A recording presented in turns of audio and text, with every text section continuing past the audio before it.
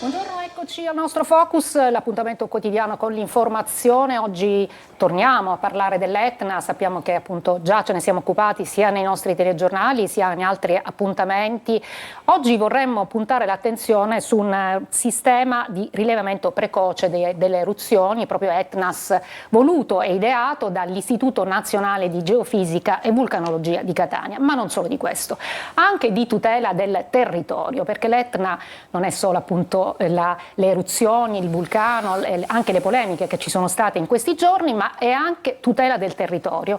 E quindi c'è una bellissima iniziativa proprio che è proprio mirata a sostituire quello che è purtroppo la piaga dei rifiuti nel parco dell'Etna con delle sculture, delle installazioni che appunto possono accompagnare chi anche vuole fruire della bellezza dei boschi dell'Etna. E allora do subito il benvenuto a Stefano Branca. Grazie. Buonasera. Grazie, è il direttore dell'Istituto Nazionale di Geofisica e Vulcanologia di Catania, e dunque chi più di lui oggi ci guiderà anche a capire tante cose, ci spiegherà anche questo sistema di rilevamento che è anche molto importante nella fase appunto quando poi ci sono gli eventi parossistici ai quali abbiamo assistito, non ultimo quello del 2 giugno.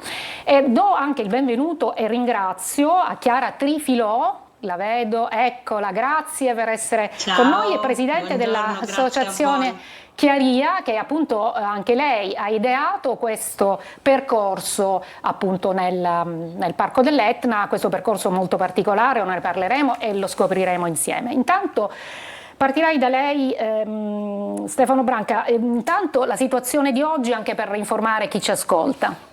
Sì, e niente, siamo rientrati in uno stadio tipico di degassamento, quindi con i parametri che sono praticamente in gran parte quasi tutti rientrati, quindi siamo attualmente in una fase di assenza di attività. Ma non so cosa sì, fare. Quindi certo anche questo un po' ci rincuora, però ultimamente siamo stati abituati, non ultimo appunto lo dicevo il 2 giugno, a questi fenomeni che un po' allarmano. Un collega tempo fa, a proposito di un'eruzione, disse timori e tremori, no? C'è una sorta di attenzione mediatica che poi amplifica anche quello che avviene. Esatto, c'è una grande amplificazione che chiaramente poi con l'avvento dei social probabilmente ha perso anche un po' il controllo, nel senso che non segue più poi i canali, quelli istituzionali. Diciamo che che l'attività che sta facendo l'Etna negli ultimi 20... Ci sono anche le immagini, possiamo mandarle. Prego. Negli ultimi 20-25 anni è un'attività comunque ordinaria di questo vulcano. E il modo di eruttare, considerando che è uno dei vulcani più attivi al mondo, in qualche maniera deve eruttare ed erutta in questa maniera ormai con questi fenomeni da oltre 20 anni, 25, ci sono stati quasi 250 episodi di questo tipo, quindi non stiamo parlando di eventi casuali. E che comunque appunto hanno un impatto praticamente importante, pericoloso solamente per quella che è l'area sommitale del vulcano, quindi non interessano infrastrutture, perché stiamo parlando di quote superiori ai 2500 metri di quota, quindi gli effetti sono abbastanza contenuti di questi episodi. Perché allora allarmano tanto, secondo lei? Non gli studiosi, forse, che invece assistiamo poi a... Allora, allarmano tanto perché chiaramente il modo di trasmissione di queste immagini che non sono contestualizzate, che girano sui social, eccetera, per chi non vive il territorio, anche da non esperto, no?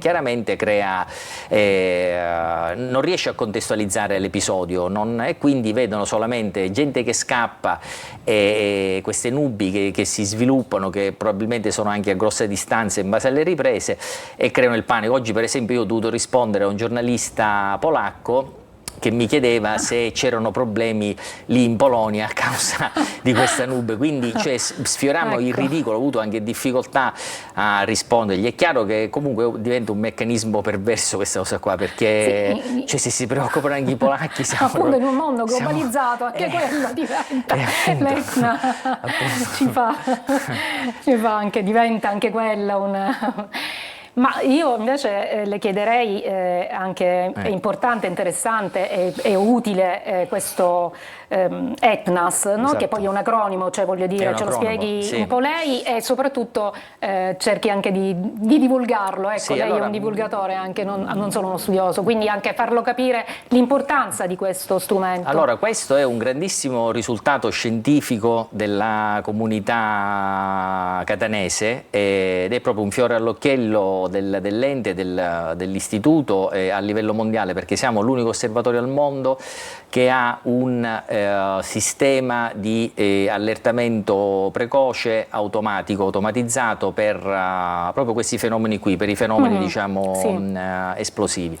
Vediamo forse qualcosa. Sì, adesso già. state Stiamo vedendo, diciamo, per esempio. è uno degli episodi di Fontana di Lava dell'estate del 2024 e quello sostanzialmente sono il quadro sinottico che compare da noi in sala operativa che gestisce in maniera appunto automatica questo invio di messaggi sia SMS che email al Dipartimento di Protezione Civile nazionale e regionale, in poche parole passando da uno stato cosiddetto F con 0 dove sostanzialmente non c'è niente, a un passaggio a uno stato chiamato F con 1 che significa che c'è un'alta probabilità di un imminente fenomeno di fontana di lava. Quindi questo come viene fuori questo messaggio?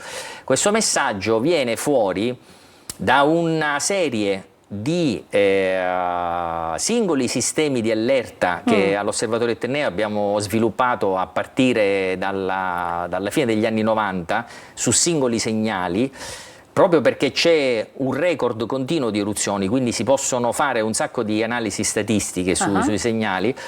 Quindi in particolare abbiamo 8 differenti sistemi di allerta che sono stati inseriti dentro questo grosso contenitore che è l'acronimo ETNAS, che infatti significa Etna Sistema di Allerte Integrate, che combina 8 sistemi di allerta e lui chiaramente tramite software specifici poi fa scattare un allerta unico che manda questo messaggio. Ci dovrebbe essere anche, credo, un'altra grafica che potrebbe anche commentare e farci capire meglio. È quella che fa vedere in poche parole. Invito la regia a mandarla se è possibile, così magari vabbè, comunque insomma. È questa che fa vedere questi 8 sottosistemi, quindi dovete immaginare come 8 allerte che non funzionano più indipendentemente, ma se ne tira fuori una unica, quindi che analizza tutte e manda questo segnale che comunque anticipa di molte ore il fenomeno, quello proprio realmente parossistico, quindi dà la possibilità poi a chi gestisce, chi fa gli avvisi per il territorio, cioè Protezione Civile regionale, di avere molte ore di tempo per poter avvisare poi chi gestisce proprio gli accessi eccetera, chiudendo l'area sommitale, quindi vietando gli accessi. Quindi, questo è un grandissimo risultato, devo dire, scientifico dell'ente, è utilissimo per chi deve gestire il territorio. Assolutamente, assolutamente. Secondo lei c'è quindi questa rete anche territoriale, perché voi lo emettete sicuramente, questa alert insomma viene emessa, però poi viene recepita, cioè c'è una rete che supporta? Allora, noi diciamo perché noi abbiamo la convenzione, siamo consulenti con Protezione Civile Nazionale, poi forniamo questo strumento a Protezione Civile regionale. Noi mandiamo l'SMS e gli email alla sala operativa della Protezione Civile regionale che è a Palermo e poi loro fanno... Ecco, vedo la grafica, possiamo mandarla in onda? La grafica che proprio racchiude un po' questi... Speriamo, insomma, vabbè, poi quando la mandano speriamo.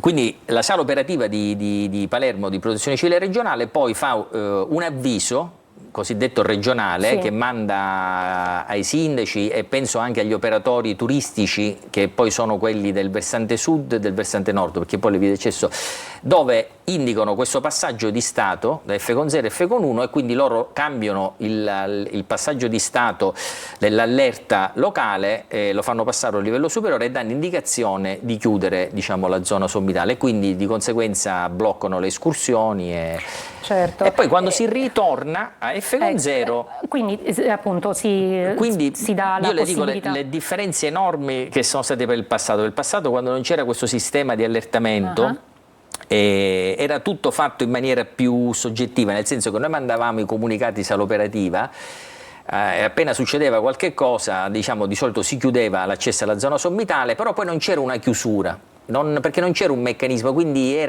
molte volte poteva rimanere chiusa anche per tanto tempo, eccetera, causando chiaramente danni anche economici, eccetera. Mentre questo è un sistema immediato. Tra l'altro si potrebbe anche unire a una domanda che penso tutti quanti le avranno fatto e le fanno sempre quando c'è appunto un fenomeno parossistico importante, poi dopo le dicono: ma si può prevedere? Anche questo fa parte di cioè rientra anche in una possibilità previsionale, sicuramente. Allora questa è una previsione, cioè cosa che non c'era prima, dico, voglio dire. Allora, nel senso che noi ce l'avevamo interni, nel senso che le gestivamo all'interno di sala operativa, nel senso che arrivava un'allerta all'interno della sala operativa e poi venivano fatti i vari comunicati dal personale turnista.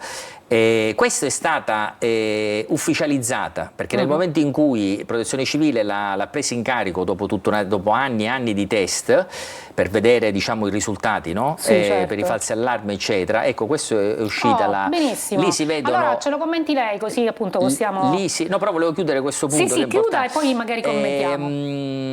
È operativo dall'aprile del 2022. Quindi è entrato proprio in convenzione con Protezione Civile e questo è un sistema di preallertamento, quindi è una previsione che aumenta la probabilità di accadimento di un evento parossistico sull'Etna. Quindi insomma, quelle che non si possono fare, che è chiaro, sono le previsioni quando non c'è niente, cioè in questo momento non c'è niente, quindi Etna è fermo. Se sta per iniziare un fenomeno, quindi c'è una variazione, poi Etnas, se vede che si sta evolvendo, scatta. Quindi poi e già questo, le dico, per un vulcano dove i fenomeni avvengono al di sotto della crosta terrestre a certe profondità è un risultato enorme. Basta pensare che le previsioni meteo, tutti gli errori che si fanno su un fenomeno che avviene sopra la nostra testa visto dai satelliti, no? Certo, quindi e soprattutto non è che possiamo prevedere fra 3 mesi se piove il 27 di luglio, no? Quindi ma maggior ragione per il vulcano. Bene, io chiedo alla regia, oggi un po' complicata, magari, di rimettere questa tabella, sì, così è lì. Allora, quello è questo, cioè ci sono quelli in marrone sono gli 8 sottosistemi di allerta e quelli, diciamo, in blu sono i segnali proprio della rete di monitoraggio, proprio sono i dati che forniscono. Questi sono collegati, questa rete di monitoraggio, e che cosa consiste? E sono tutti i segnali che registriamo dalle stazioni, quindi sono il tremore vulcanico, il tremore infrasonico, l'allerta termica, cioè quando scatta appunto un'allerta segnata dalla telecamera termica, le allerte legate alle deformazioni del suolo, quindi misurate dalla rete GPS, dai sensori messi in profondità, quindi è tutto, ognuno ha una soglia. Sì. Quando il segnale supera una determinata soglia, per quel segnale scatta un'allerta, però non significa che perché scatta per uno è un'allerta complessiva. Quindi cosa fa Etnas? Le guarda e le analizza tutte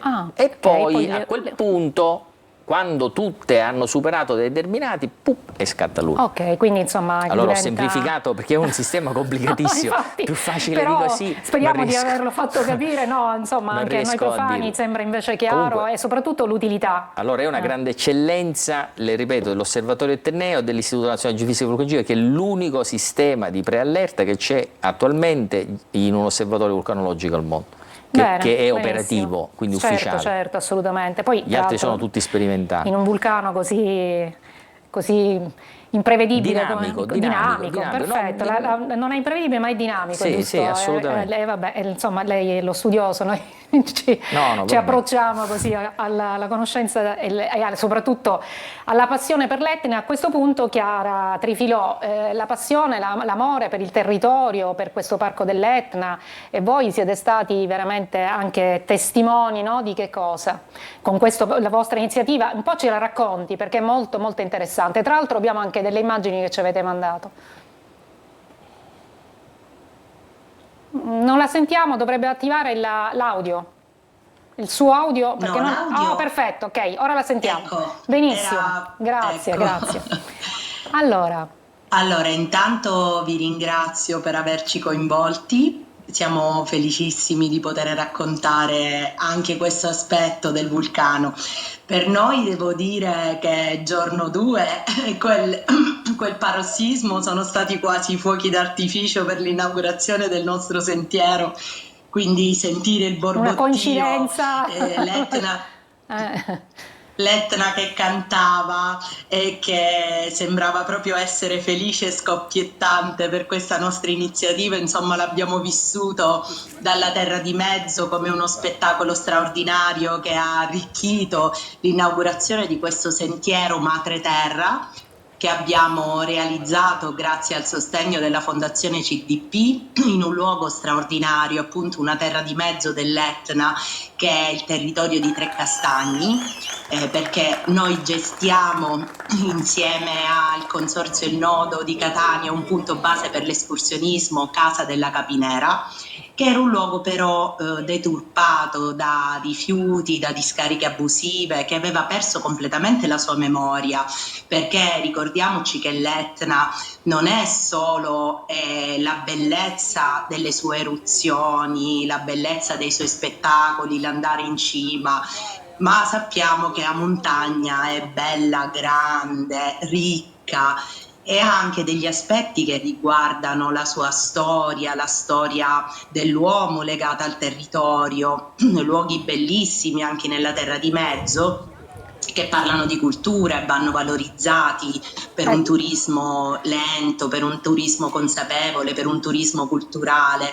E allora noi ci siamo chiesti come fare a risolvere questo problema terribile delle discariche e abbiamo ripulito e nei luoghi dove c'erano le discariche sono nate delle opere di land art dedicate alla sacralità della natura. Ne vediamo alcune infatti, le stiamo vedendo, sono bellissime tra l'altro. Sì, sono bellissime, sono state realizzate da artisti e artiste provenienti da tutta Italia, abbiamo realizzato una chiamata alle arti che ha visto la partecipazione di 58 progetti da tutta Europa.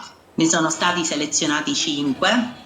Questi artisti sono venuti a fare una residenza proprio lì, vicino Casa della Capinera, di 45 giorni, vivendo il territorio, creando quest'opera d'arte, lavorando con i ragazzi, con le scuole, con i minori, con la messa alla prova. E il 2 giugno si vedono le immagini della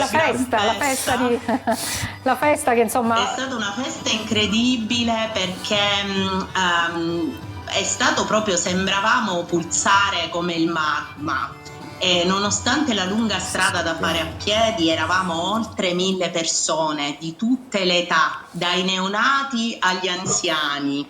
E insomma, tutti hanno trovato il loro posto all'interno. Sì, molto coinvolgente. Ma infatti una bellissima iniziativa. Noi ci fermiamo, brevissima pausa, ma ritorniamo di nuovo e parleremo ancora di Etna.